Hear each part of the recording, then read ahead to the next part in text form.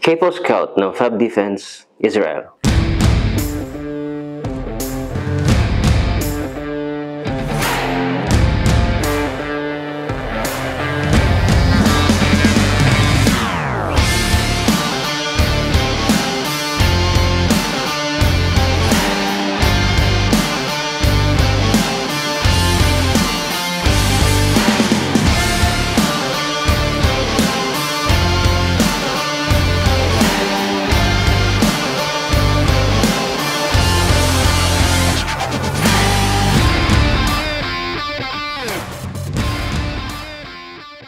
So, magandang araw po sa lahat.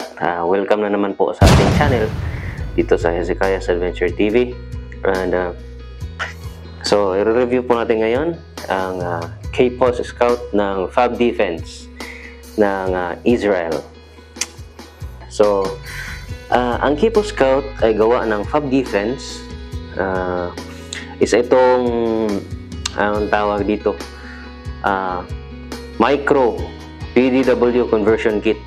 So, ang ibig sabihin ng PDW, personal defense weapon. So, ito ang Glock. So, ito yung personal defense weapon mo.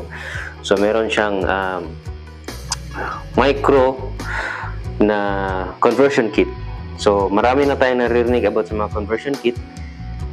Meron ng mga nauna, yung Ronnie kit, yung Kidon, micro Ronnie kit, rather, yung Kidon, and now, ito, ang Capo Scout. So, ito, Capo Scout ay extremely durable na, tutuloy ko lang, extremely durable na conversion kit. So, fit po ito sa mga Glock na Generation 3, 4, and 5. So, ang Capos, i-incorporate niya yung hybrid construction na kinumbine yung rigid na aluminum. Ito. Rigid aluminum na upper, and then lightweight reinforced polymer yung lower. So itong portion na ito, this portion is aluminum. At ito. So hindi ito basta-basta na aluminum, no? Ito ay made with 6061 T6 aluminum. Siguro yun yung sinasabi na aircraft grade na aluminum. And then itong sa baba, itong portion na ito sa baba is the reinforced na polymer. So ayan. So ito merong one button assembly design. So ito yon, one button assembly design. So mamaya papakita ko sa inyo, tatanggalin ko. So dito lang siya tinatanggal, ito lang, pinipress mo lang ito, and then hila dito palikod itong portion na ito, hindi natatanggal na itong unit na Glock. So mamaya papakita ko sa inyo. So ano bang advantages ng Capos? Ito, gaya ng sinabi ko kanina, hybrid yung kanyang design, made with aluminum na 6061 T6 yung upper. So ibig sabihin, talagang matibay. Pati na itong railings made with aluminum. At saka yung lower niya dito na portion is yung gaya ng sinabi ko kanina, is made with reinforced na polymer. So isa pang advantages is napakagaan. So around 720 grams lang yata kung wala itong itong unit na Glock. Napakagaan, extremely lightweight, compact, at saka easily concealed. Kasi kung nakita nyo kanina, kinupi ko ito. Yan. So pwede mo lang siyang ilagay sa bag. Napaka tiit lang. So Yan, so lightweight, compact, and easily concealed, yung sabi ko. Quick install, dahil one button na assembly design nga. So napakadaling i-install. Wala ka nang kakailanganin pang tools gaya ng ibang mga conversion kit na kailangan mo pa ng mga hex key or Allen wrench para para i-assemble mo. So for example, sa area gusto mong tanggalin, madali mo lang siya matatanggal. Hindi mo na kailangan yung ng tools. So yun, quick to install. Tsaka wala ka nang i-modify dito sa barrel. So salpak lang. Yung locking mechanism niya, pag i-install mo na siya, is yung snap lock. Huwag mo namang biglaing i-press or paluin. So dahan-dahan lang. And then napaka-secure ng kanyang assembly. Yan, walang alog.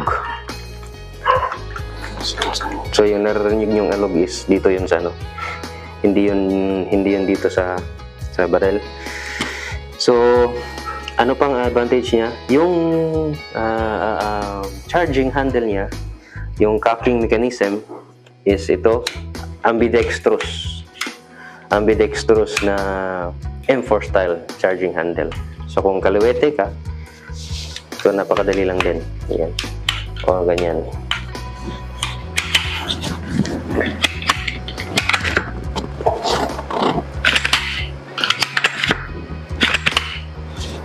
Yan. So napakadali. Nabanggit ko kanina, yung railings is full length siya na 1913 military standard na Picatinny rail. So ito. So bale ito, wala pag binili mo to, wala siyang kasamang iron sight. Bale ito, kinabit na lang ng may-ari. Yan. So kinabit na lang ng may-ari. Itong binili na lang niya.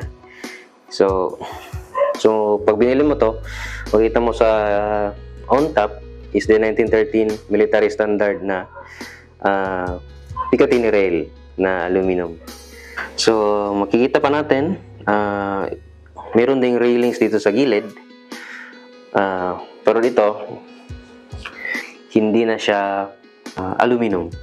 Ano na siya? Reinforced polymer, pati dito sa kabila. So ang kagandahan lang is yung railings niya dito sa gilid is meron na siyang integrated na thumb rest. Yan integrated na thumb rest. So pwede mo siyang i-rest dito. Yan. Halimbawa kaliwete ka o kanan, dito. So ano pa ba? Ito, vertical foregrips. Isang press mo lang dito. Press mo dito. Yan. So nagiging foregrip siya.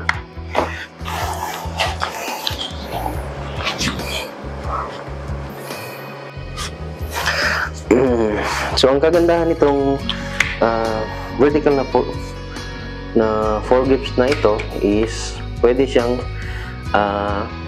gawing trigger guard. So ito, hilahin mo lang ito na portion na ito, magiging trigger guard na siya. Pansinin nyo, yan. So naging trigger guard siya. Pipindutin mo lang dito, magkabilaan yan. So yan, nare-release. So trigger guard, release, vertical foregrips. So ano pa ba? Yun, ito ang pinaka-importante. Baka bili ka lang ng bili nito kasi nagustuhan mo yung itsura, yung design, hindi pala siya compatible sa Glock mo.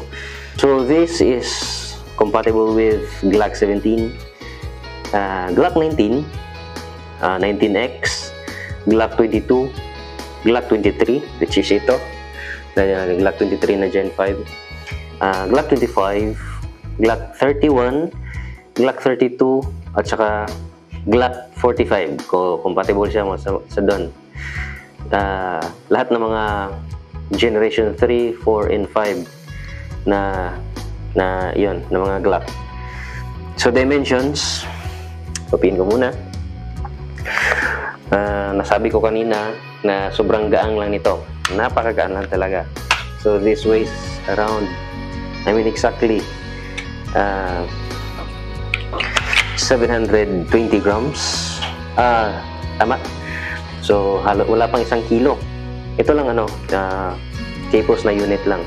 And then yung kanyang width, ang kapal niya, ito, ang kapal is 73 mm.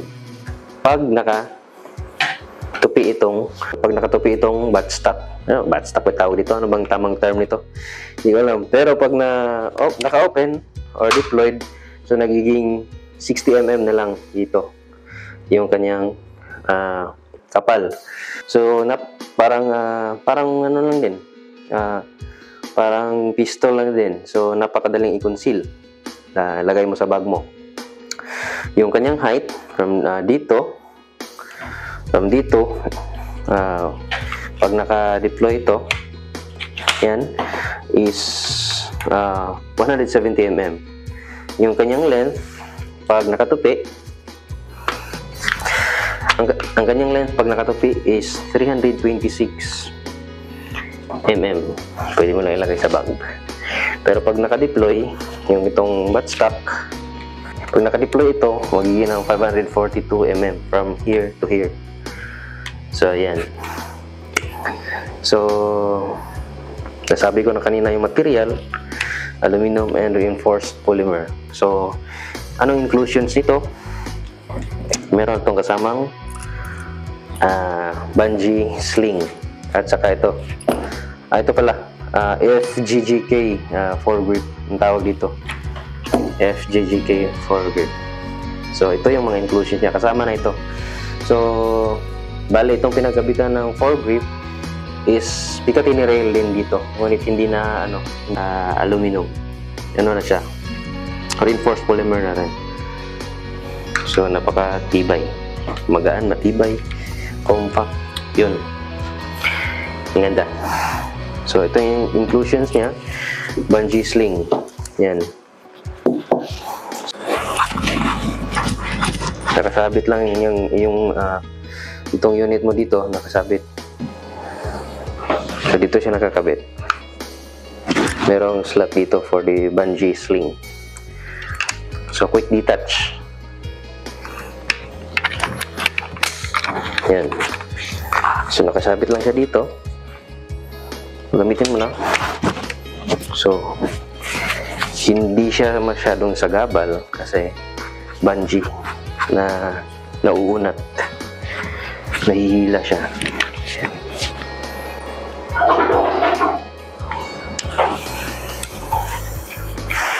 So tanggalin muna natin to. So napakaganda. So planuhan natin na i-review sa range. So iputok natin to sa range. May basbas ako ng mayari. Siya rin yung nagsabi na try natin iputok sa range.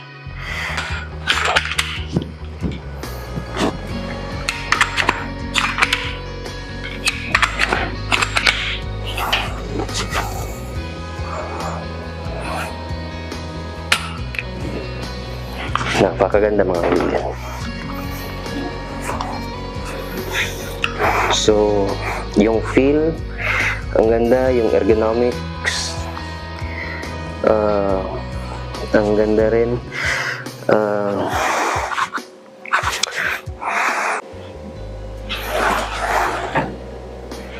So napakaganda ng ergonomics.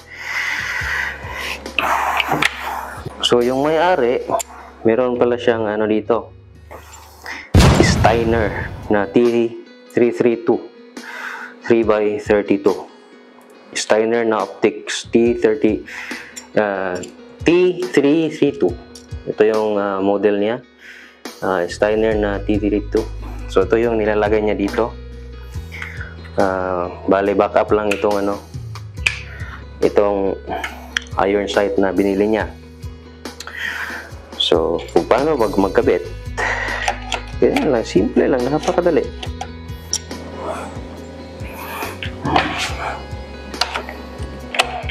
Yun.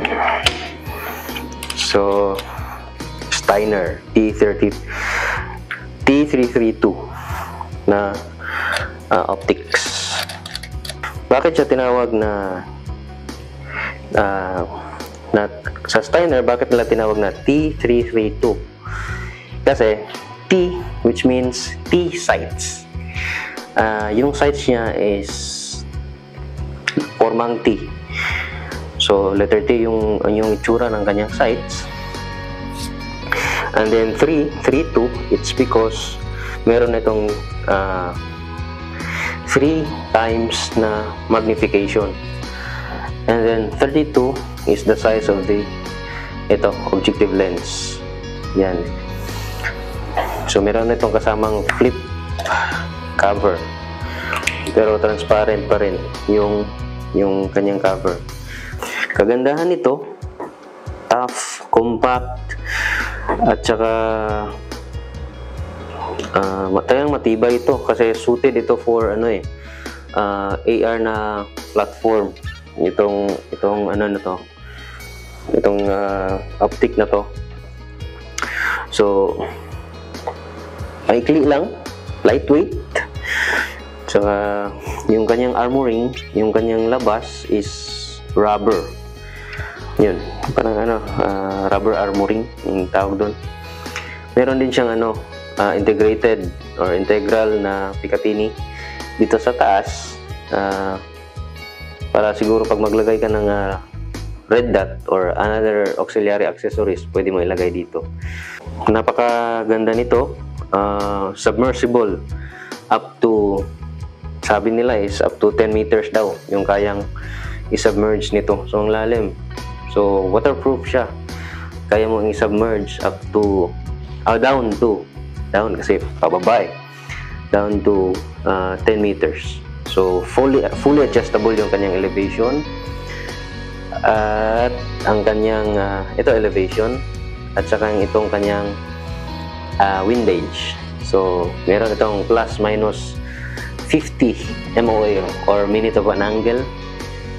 Yung ibang scope na mamahalin na alam ko, yung pang long range na scope, meron lang yung iba mga 20 MOA, 25 MOA.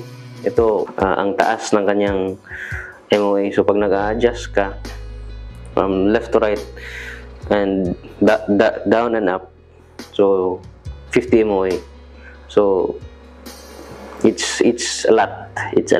So ito ay shockproof. So ang kaya nito is up to 600 G ng recoil resistance.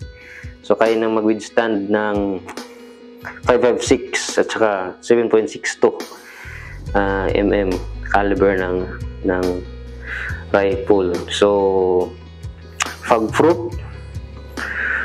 Siyempre, pag fog-proof, siya, nitrogen filled. Kasi yung nitrogen yung i-inhibit or nagpe-prevent ng scope or ng optics na magka-fog sa loob, lalo na pag nag-ooperate kayo in a moist tsaka cool or cold environment or umuulan. So napakaganda nito. So by the way, meron ding model nito na T432, meaning ibig sabihin 4 yung kanyang 4 times yung kanyang magnification, at meron ding 536 T536. 5 ang kanyang magnification power, but 36 yung kanyang objective lens. So ang ito is ang lens is multi-coated lens. So yun, na very clear kasi multi-coated, saka very bright. Yung kanyang illumination, Ang kanyang adjustment is meron siyang 0, 1, 2, 3, 4, up to 5 na level ng illumination. Yun yung sa daylight. Daylight. Sa low light naman niya is meron siyang 1, 2, up to 3 lang yung kanyang adjustment sa low light. And then meron siyang dalawang night vision mode, NV2 tsaka NV1. So yung night vision mode, magagamit mo lang siya pag naka night vision goggles ka. Bali ito ay powered ng 2032 lithium battery. So madali lang hanapan ng battery. Yan. Napakaganda ng napakaganda.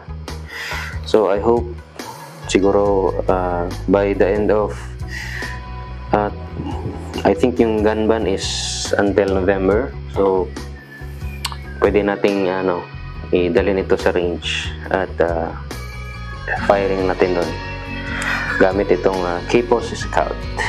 Sana ay nagustuhan nyo.